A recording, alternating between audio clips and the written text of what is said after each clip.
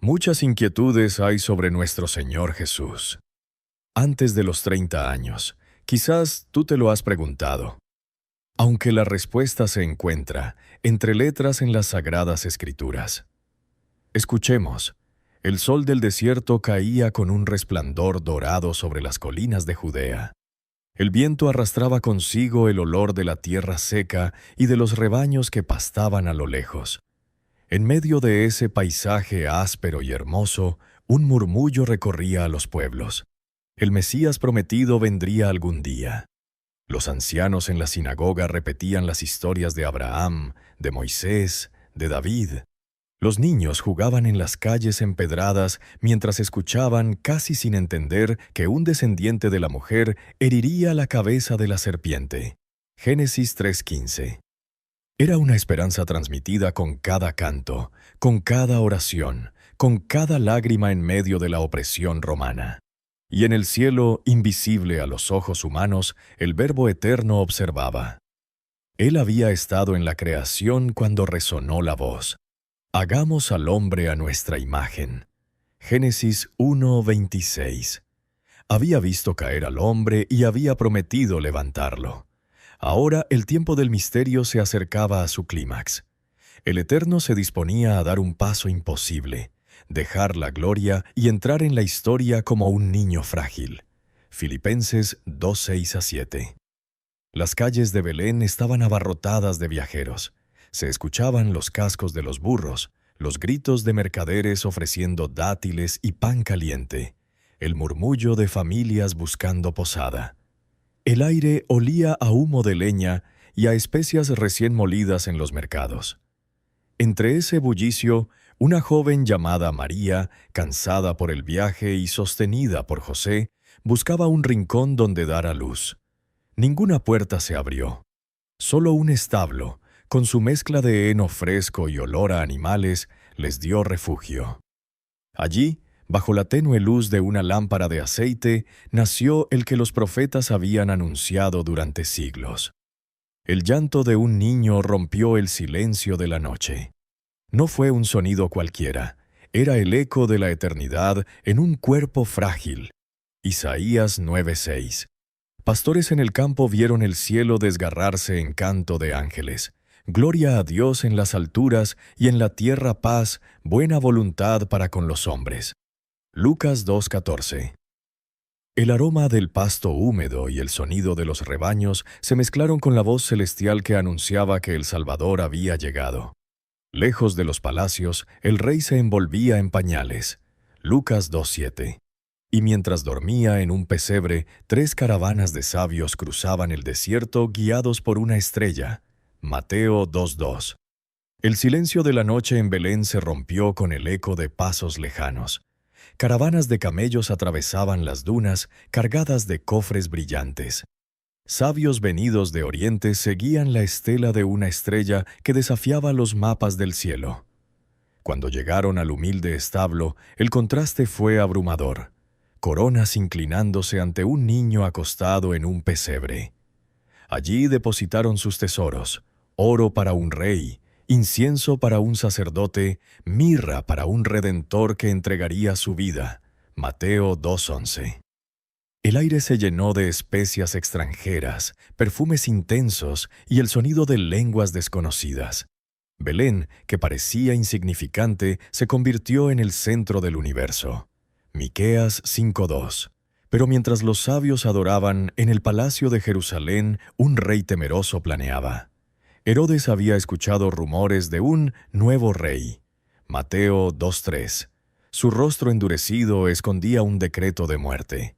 La profecía se había encarnado, y con ella comenzaba también la persecución.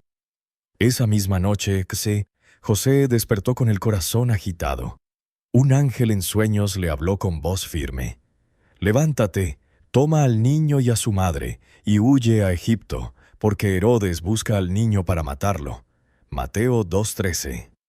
No hubo tiempo para dudar. En la penumbra recogieron pocas pertenencias: un manto, un odre con agua, un poco de pan. El silencio de la madrugada se mezclaba con el crujir de la arena bajo los pies y el resoplido del burro que cargaba a María y al pequeño Jesús. Atravesaron senderos desiertos, con el viento trayendo consigo el olor de hierbas secas y el canto lejano de los chacales. Cada sombra parecía un peligro, cada paso una prueba de fe. Egipto, tierra de faraones y templos antiguos, los recibió como extranjeros. Allí, entre mercados llenos de especias, papiros y estatuas de dioses extraños, el Hijo de Dios creció protegido bajo la mirada del Padre. Mientras tanto, en Judea, el llanto de madres desgarraba el aire. Herodes había ordenado la matanza de los inocentes. Mateo 2:16-18. Belén se tiñó de dolor, pero el Mesías vivía, porque la historia no podía terminar en la cuna. Apenas estaba comenzando. Pasados los años de refugio, otra vez un ángel habló a José. Regresa a la tierra de Israel, porque han muerto los que buscaban la vida del niño. Mateo 2:19-20. El camino de regreso fue distinto. Ya no era la urgencia de la huida, sino el anhelo de volver al hogar. Atravesaron senderos polvorientos donde el aire traía olor a olivos y trigo recién cortado. Las colinas verdes de Galilea los recibieron con el canto de alondras y el murmullo de riachuelos que corrían entre las piedras. Nazaret, un pequeño poblado en la cima de una colina, se convirtió en su casa. Calles estrechas de piedra, casas de adobe con techos planos, hornos de barro donde las mujeres horneaban pan que impregnaba el aire con su aroma. Los niños corrían tras las cabras, mientras los ancianos discutían en la entrada de la sinagoga. Allí, en esa vida sencilla, creció Jesús. Desde pequeño fue introducido en las costumbres judías, el Shema Israel, recitado al amanecer y al anochecer, Deuteronomio 6:4-9. Las oraciones en familia antes de cada comida, las festividades del calendario, la Pascua, Éxodo 12:24-27, Pentecostés y los tabernáculos, Levítico 23, que recordaban la fidelidad de Dios en la historia de su pueblo. En la sinagoga de Nazaret aprendió a escuchar la Torá, primero de labios de los maestros y luego leyendo por sí mismo en los rollos sagrados. Lucas 4:16. El eco de los salmos recitados en voz alta marcó su memoria con melodías antiguas. Salmo 119:11, acompañadas por el aroma del aceite que ardía en las lámparas. Como todo niño judío, a los 5 años comenzó su instrucción en la Escritura. A los 10 se adentraba en las tradiciones orales de sus padres. A los 12 ya debía conocer la ley y participar activamente en las festividades. Lucas 2:41-42. Junto con la formación espiritual estaba la enseñanza práctica. José, hombre justo y carpintero, Mateo 13:55, lo tomó como aprendiz en el taller. El olor a madera recién cortada llenaba sus días. El golpeteo constante del martillo se convirtió en música cotidiana. Aprendió a medir con precisión, a lijar hasta que la superficie quedara suave, a construir yugos, mesas y vigas para las casas del pueblo. Cada astilla que se clavaba en sus manos era una lección de paciencia.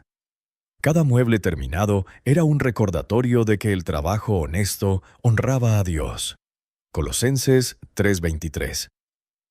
Así, entre escritura y oficio, entre oración y martillo, Jesús se formaba como hombre.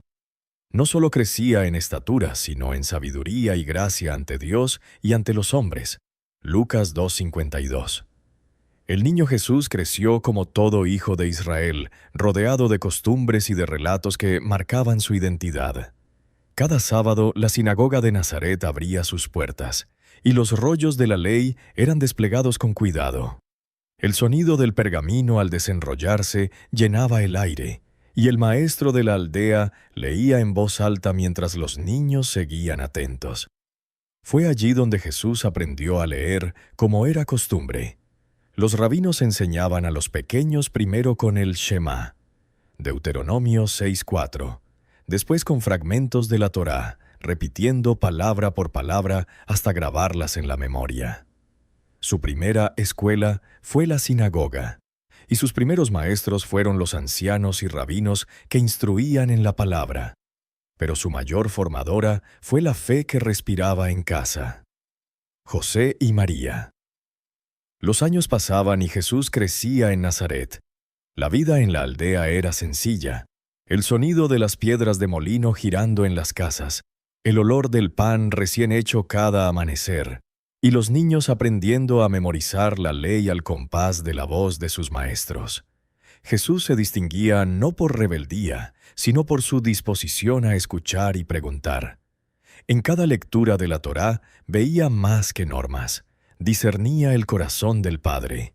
Cuando escuchaba la historia de Noé, comprendía la obediencia que salva en medio de la generación corrupta. Génesis 6:9-22. Cuando se leía sobre Abraham, meditaba en la fe que confía aun cuando no entiende, como al subir al monte Moria. Génesis 22:8.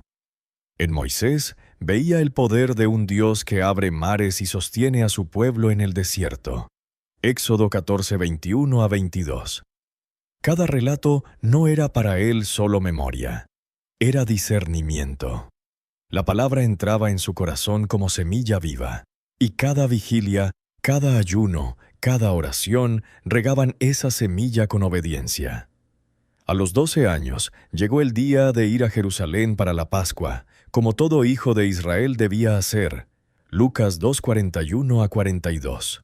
La ciudad estaba abarrotada, mercados con olor a cordero, incienso elevándose del altar, y cánticos de peregrinos que subían por las colinas hacia el templo. En medio de ese bullicio, Jesús se sintió en casa. Los rollos, los sacerdotes, las preguntas de los rabinos, todo despertaba en él un ardor difícil de contener. Al terminar la fiesta, María y José emprendieron el regreso, pero Jesús permaneció en el templo. Durante 3 días escuchó y preguntó a los maestros, y todos los que le oían se admiraban de su inteligencia y sus respuestas. Lucas 2:46-47. Cuando sus padres lo hallaron, María le reclamó con la angustia natural de madre: «Hijo, ¿por qué nos has hecho así?». Y él respondió con la serenidad de quien ya percibía su misión: ¿No sabíais que en los negocios de mi padre me es necesario estar? Lucas 2:49.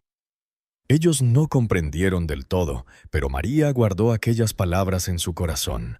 Lucas 2:51. Nazaret volvía a ser su hogar, pero el eco de ese momento marcaba el inicio de un camino distinto. De regreso a Nazaret, la vida cotidiana retomó su curso.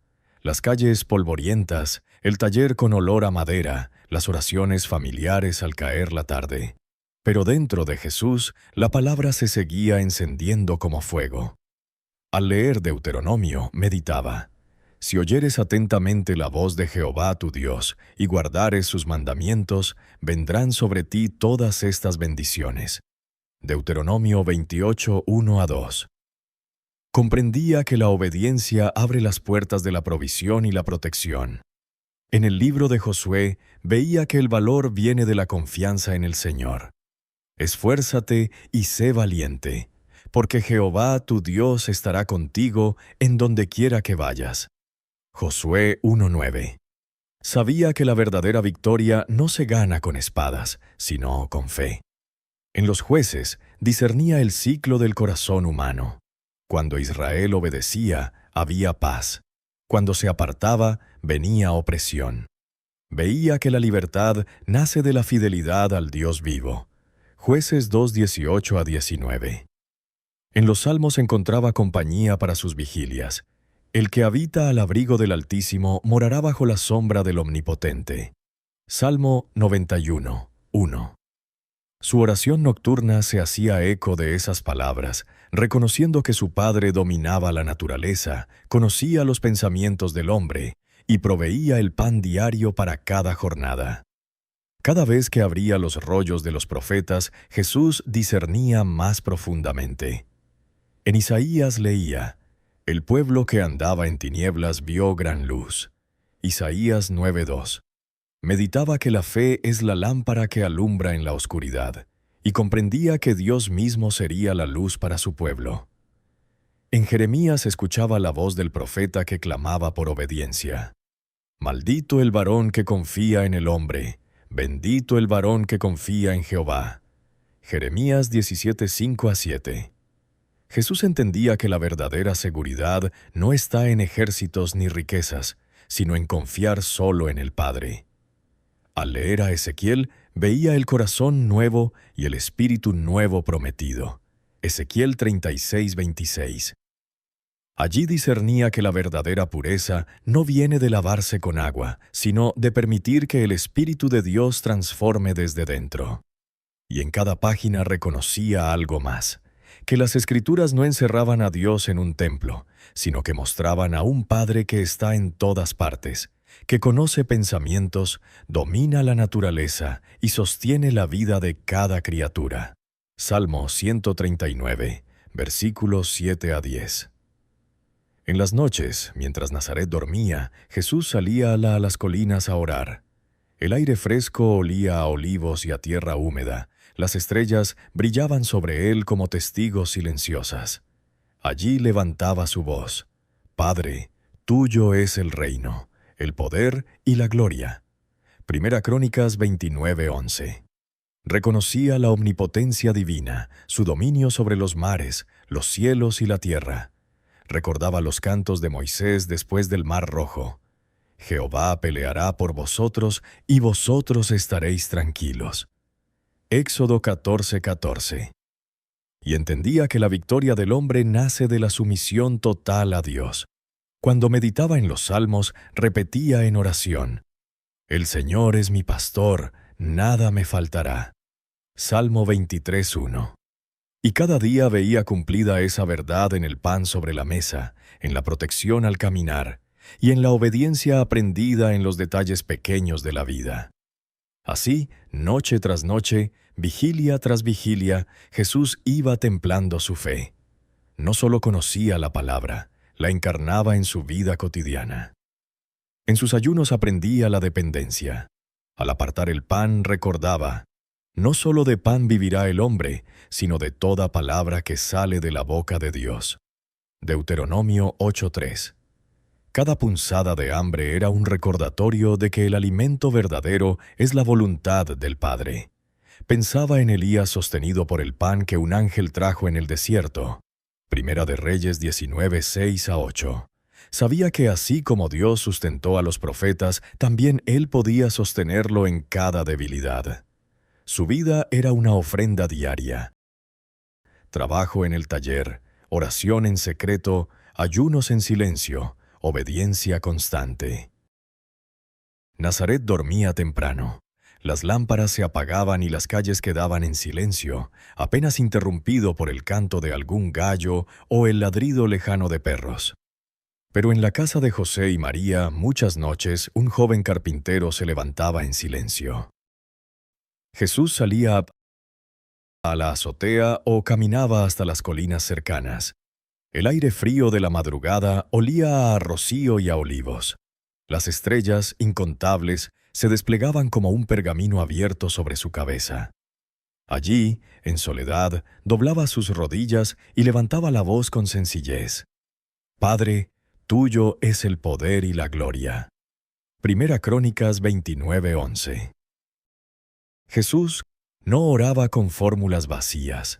Reconocía la grandeza y la omnipotencia del Padre.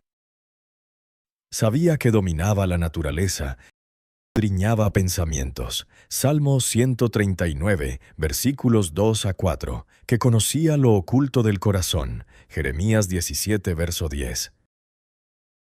Y en esa intimidad aprendía a ser hijo en obediencia, como luego enseñaría. Hágase tu voluntad, así en la tierra como en el cielo. Mateo 6:10. Algunas jornadas eran de ayuno. No se jactaba ni lo anunciaba, simplemente apartaba el pan de la mesa. Mateo 6:17-18.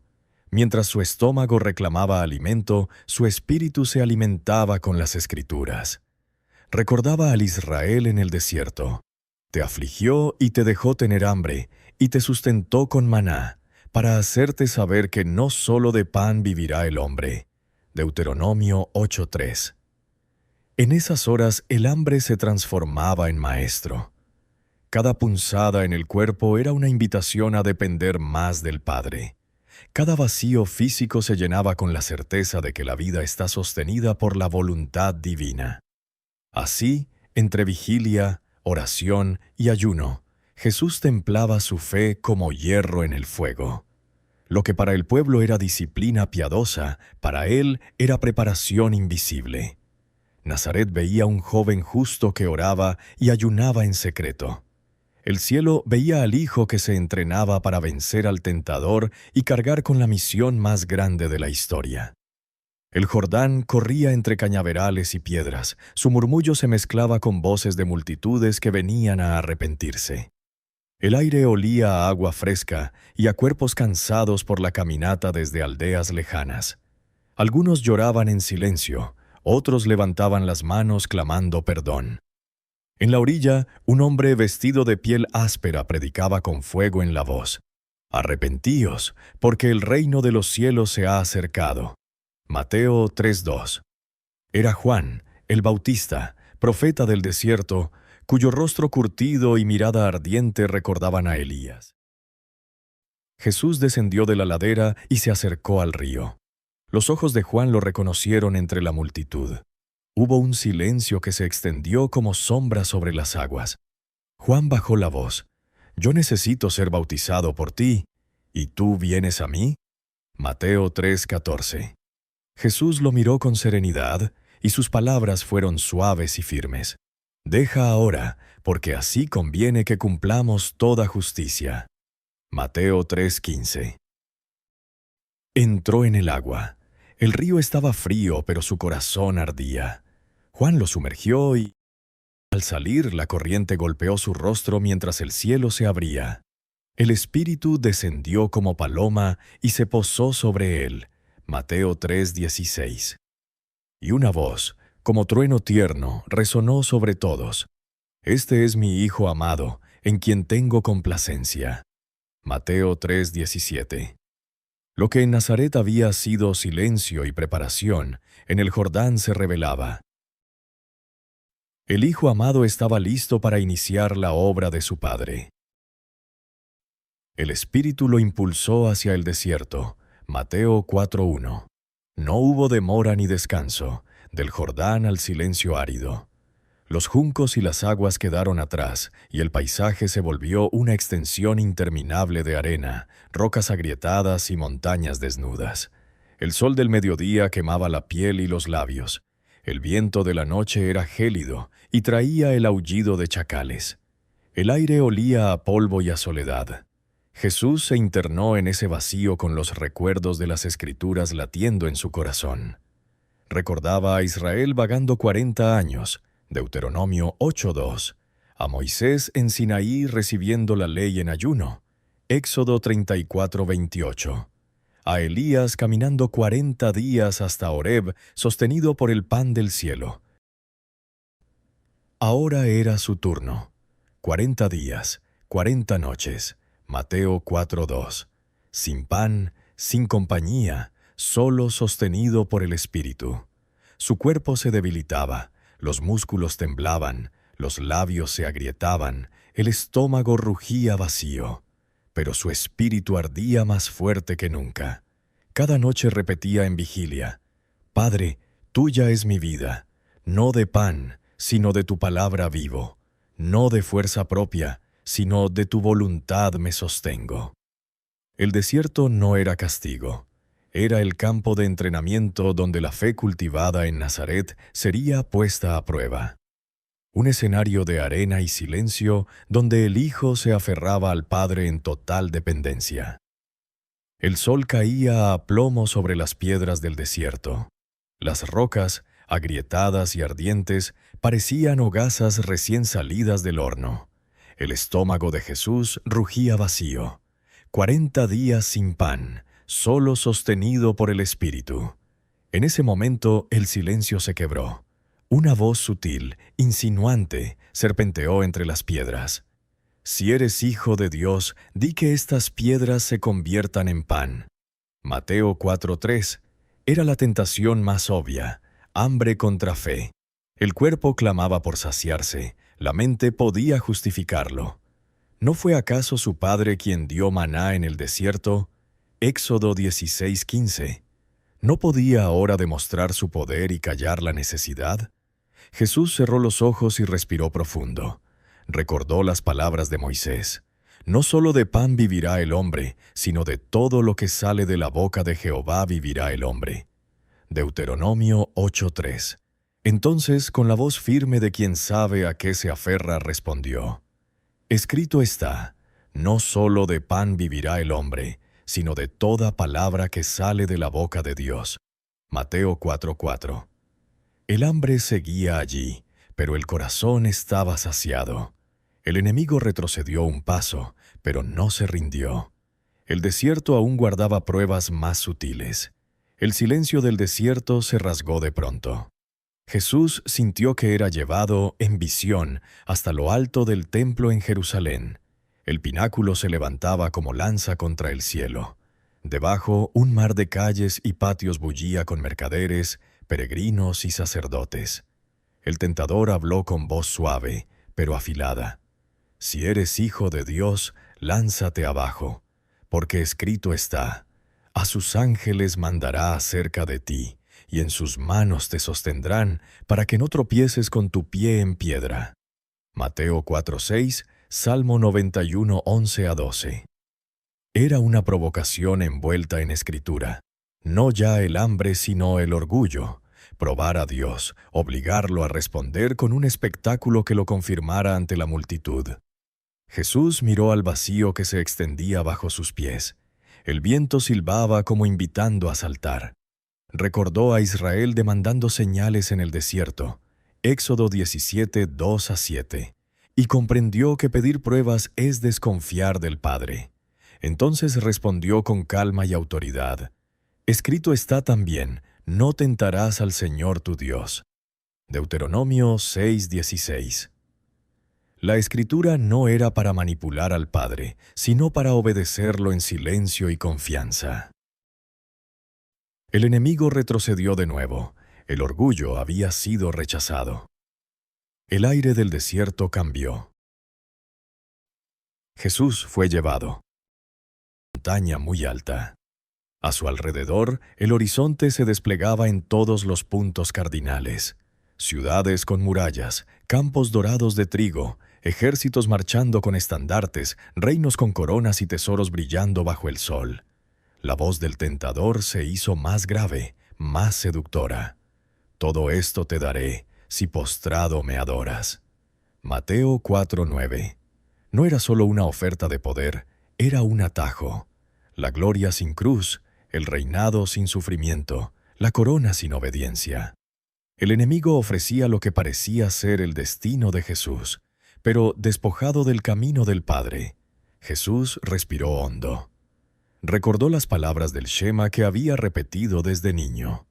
Oye, Israel, Jehová nuestro Dios, Jehová uno es. Deuteronomio 6:4. Y también, al Señor tu Dios temerás y a Él servirás. Deuteronomio 6:13. Entonces su voz resonó con autoridad que quebró el aire. Vete, Satanás, porque escrito está: al Señor tu Dios adorarás, y a Él solo servirás. Mateo 4:10. El brillo falso de los reinos se desvaneció como humo. El tentador se apartó, y los ángeles vinieron y le servían. Mateo 4:11. El Hijo había vencido, no con espada, sino con la palabra y la obediencia perfecta. El viento del desierto se calmó. Las arenas, que habían sido escenario de lucha, quedaron quietas como si la creación misma guardara respeto. El tentador se apartó derrotado. Entonces los ángeles descendieron, no con trompetas ni relámpagos, sino con suavidad. Trajeron agua fresca, alimento sencillo, consuelo invisible. El rostro de Jesús, marcado por el ayuno y el sol, se iluminó con la paz de quien venció. El desierto había probado su fe. Había demostrado que el hambre no lo dominaba, que el orgullo no lo seducía, que el poder sin cruz no lo desviaba. Cuando salió de entre las colinas áridas, el mismo sol que lo había golpeado parecía ahora acompañarlo. Regresaba en el poder del Espíritu, Lucas 4:14, con una autoridad que no gritaba, pero que se sentía en cada paso. Galilea lo esperaba con rostros comunes, pero el mundo, sin saberlo, estaba a punto de ser sacudido. El tiempo de silencio había terminado. La palabra hecha carne iba a hablar. Juan 1:14. Jesús regresó del desierto distinto. No llevaba estandartes ni proclamaciones, pero en sus ojos había un fuego que no se apagaba. Nazaret lo vio volver más delgado, más callado, pero con una serenidad que imponía respeto. Quien lo miraba sabía, sin entender cómo, que algo había cambiado.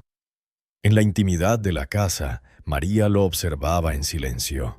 Había guardado cada recuerdo desde su nacimiento. La visita del ángel, Lucas 1:30-31. Los pastores en Belén, Lucas 2:16-17. Los sabios postrados, Mateo 2:11. La huida a Egipto, Mateo 2:14. Las palabras de Simeón en el templo, Lucas 2:34-35. Su adolescencia en Nazaret, sus vigilias bajo las estrellas y su vida marcada por oración y obediencia. Ahora, tras oír rumores del bautismo en el Jordán y de la voz del cielo, ella percibía que el tiempo se acercaba. No sabía cómo ni cuándo, pero intuía que su hijo estaba a punto de revelarse. María no necesitaba señales visibles. Ella había visto durante 30 años las señales invisibles. Un corazón sometido, una fe inquebrantable, una obediencia perfecta. Eso era más milagroso que cualquier prodigio. Jesús como invitado especial a la boda. La boda en Caná reunía a toda la aldea. En tiempos de Jesús, estas celebraciones podían durar una semana. El sonido de panderos y flautas, el aroma del pan recién horneado y del vino dulce, y las risas de familias enteras llenaban las calles. María estaba allí, no como una extraña, sino como mujer cercana a la familia de los novios. Ella fue quien notó primero la falta de vino y quien habló con los sirvientes como alguien de confianza. Juan 2:3-5. No era organizadora oficial, pero sí parte del círculo íntimo, respetada y escuchada. Jesús también fue invitado y no llegó solo. Antes de Caná había ocurrido algo decisivo. Juan el Bautista lo señaló como el Cordero de Dios. Juan 1:36. Andrés lo siguió y trajo a su hermano Simón, a quien Jesús llamó Cefas, es decir, Pedro. Juan 1:42.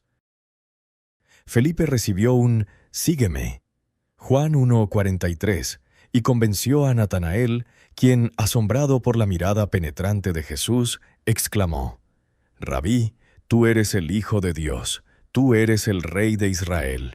Juan 1:49. En aquel tiempo la relación rabí-discípulo era central. El rabino no enseñaba solo ideas, el discípulo debía imitar su vida entera. El ideal era empolvarse con el polvo de los pies del rabino, caminar tras él, comer con él, observar cómo aplicaba la Torá en lo cotidiano. Un buen maestro daba honor a sus discípulos, y bajo la opresión romana, muchos buscaban líderes espirituales que renovaran la fe de Israel. El título de rabí no venía de una institución oficial, sino del reconocimiento público por conocimiento, integridad y autoridad. Algunos rabinos surgían de escuelas famosas, como la de Hillel o la de Shammai. Otros, como Jesús, no tenían esa formación formal. Por eso los líderes se sorprendían y murmuraban: «¿Cómo sabe este letras sin haber estudiado?» Juan 7:15. Y sin embargo los discípulos y el pueblo lo llamaban rabí, porque veían en él algo más que erudición, una vida de obediencia, una autoridad que no dependía de títulos humanos, y palabras que ardían en el corazón como fuego.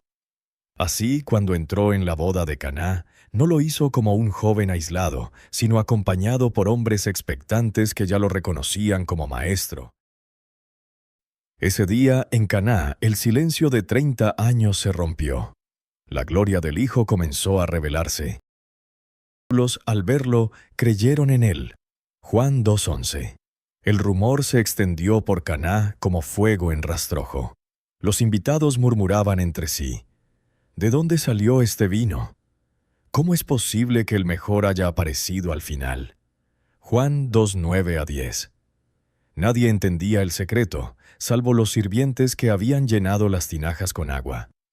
Ellos intercambiaban miradas nerviosas, con el asombro de haber presenciado lo imposible. Los discípulos, que hasta entonces seguían a Jesús movidos por fe naciente, vieron en ese acto una confirmación. No fue solo vino lo que probaron, fue la certeza de que Él tenía autoridad sobre la creación. Su confianza se profundizó. Sus corazones ardieron con una fe que ya no se podía apagar. Qué curioso. Solo unos pocos entendieron que el Hijo de Dios había dado su primer paso público. María, mientras observaba, guardaba en su corazón el eco de lo ocurrido. Sabía que aquel vino era más que celebración.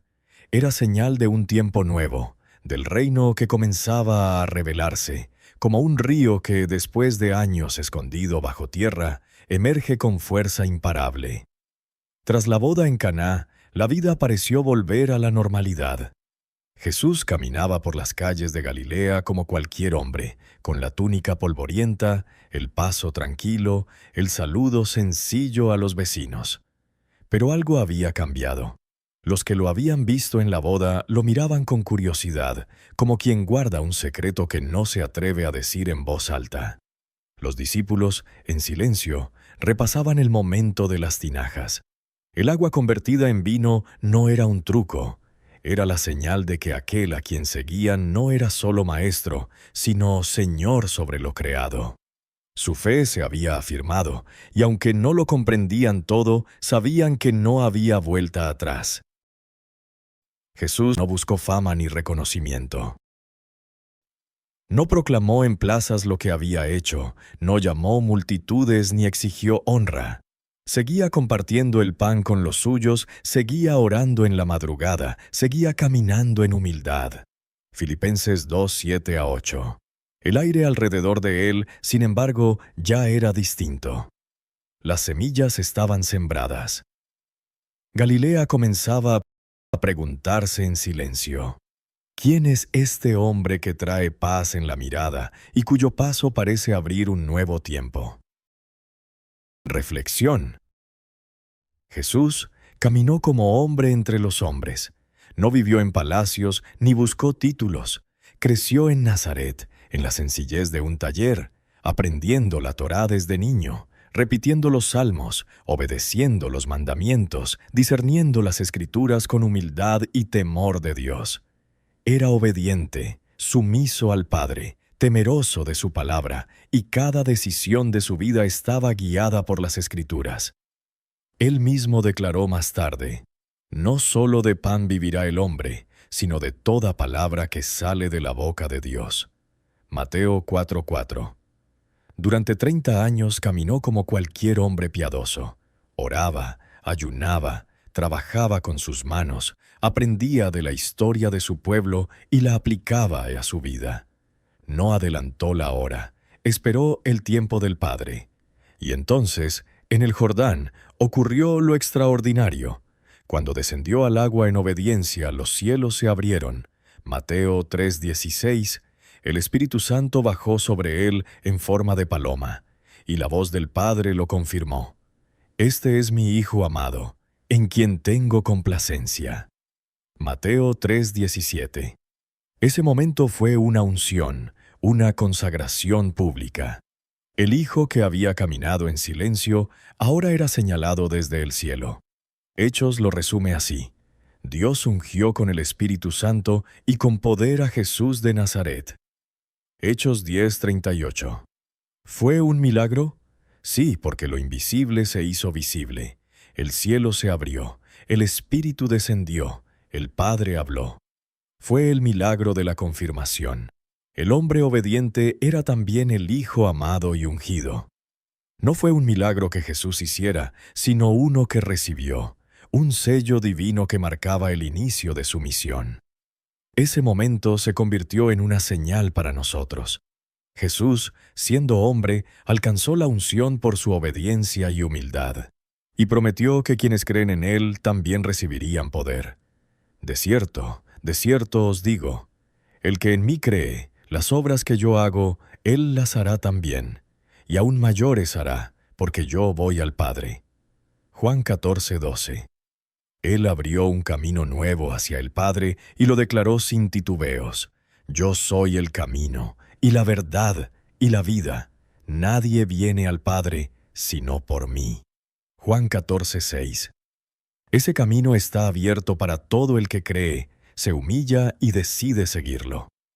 Con esto, el Espíritu Santo nos hace una invitación. Así como los primeros discípulos dejaron sus redes para seguir al Rabí de Nazaret, hoy tú y yo somos llamados a dejar nuestras cargas, nuestras seguridades y a confiar en Él.